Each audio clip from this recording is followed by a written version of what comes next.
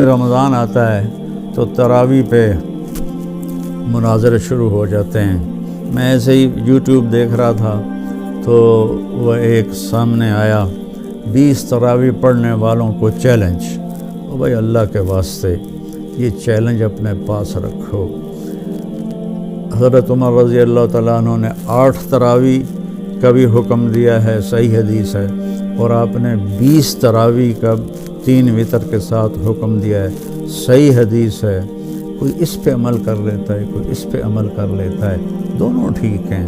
باقی یہ نوافل ہیں، کوئی 20 پڑھو 40 پڑھو، اہل مدینہ 40 پڑھتے تھے۔ یہ تراویح کا لفظ کہاں سے آیا کہ اہل مکہ 4 رکعات پڑھتے تھے پھر ایک طواف کرتے تھے۔ تراویح کہتے ہیں تھوڑی دیر کے آرام کو، پھر 4 رکعات پڑھ کے اور ایک طواف کرتے تھے، تو اس طرح ان کو تھوڑا آرام بھی ہو جاتا تھا، پھر آگے شروع ہو جاتے تھے۔ مدینے والوں کو پتہ چلا کہ مکے والے تو ہر 4 تراویح کے بعد طواف کرتے ہیں، تو ہم کیا کریں؟ انہوں نے 40 رکعات پڑھنی شروع کر دی۔ تو اس پہ لوگوں کو تشویش میں نہ ڈالیں۔ 20 پڑھ رہا ہے وہ بھی ٹھیک کر رہا ہے، جو 8 پڑھ رہا ہے وہ بھی ٹھیک کر رہا ہے، جو 40 پڑھ رہا ہے وہ بھی ٹھیک کر رہا ہے۔ یہ قیام اللیل ہے، اللہ تعالیٰ کے نبی نے 3 دن صرف کیا، اس کے بعد نہیں کیا۔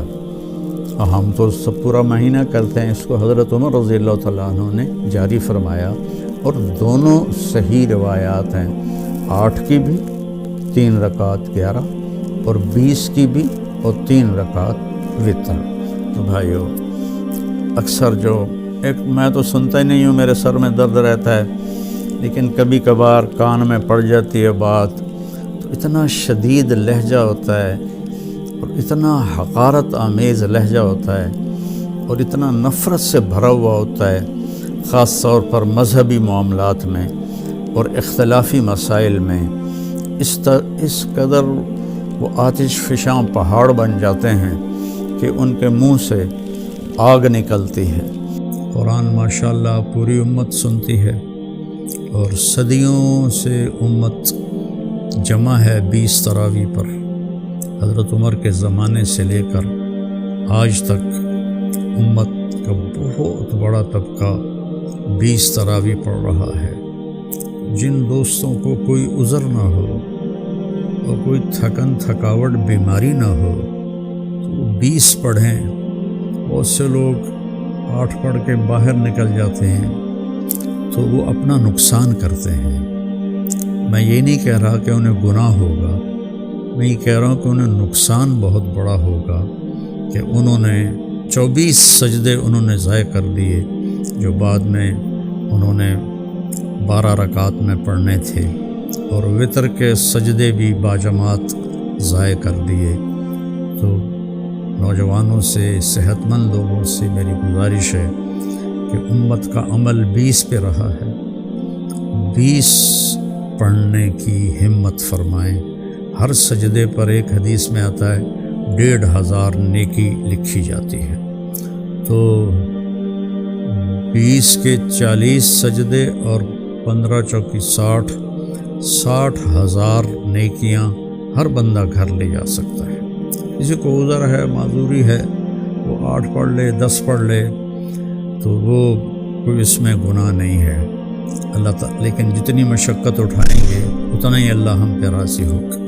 کثرت سے تلاوت کریں قرآن کی۔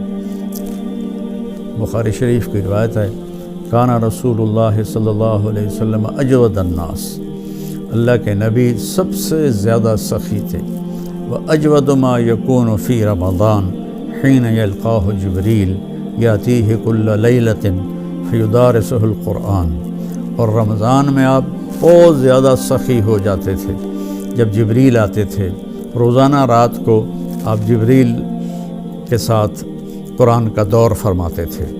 تو یہ واحد نبی ہیں جن کے پاس اتنی کثرت سے جبریل تشریف لائے، ہر رات تشریف لاتے تھے۔ میرے نبی کو 9 رمضان ملے، تو ہر رات کو، اور آخری رمضان میں 2 دفعہ آتے تھے، 2 دفعہ قرآن کا دور ہوا آپ کا جبریل کے ساتھ، اور فرمایا ولا رسول اللہ صلی اللہ علیہ وسلم اجود بالخیر من رمضان من الریح المرسلہ کہ اللہ کے نبی رمضان میں جبریل کے ملنے پر تیز ہوا سے بھی زیادہ آپ کی سخاوت ہوتی تھی۔ تو میں مالداروں سے کہتا ہوں سخی بنیں، صرف زکوٰۃ دے کے مطمئن نہ ہوں، زکوٰۃ سے اوپر بھی خرچ کریں، اللہ آپ کا رزق بڑھائے گا۔ اللہ مجھے آپ کو توفیق نصیب فرمائے۔ السلام علیکم ورحمۃ اللہ وبرکاتہ۔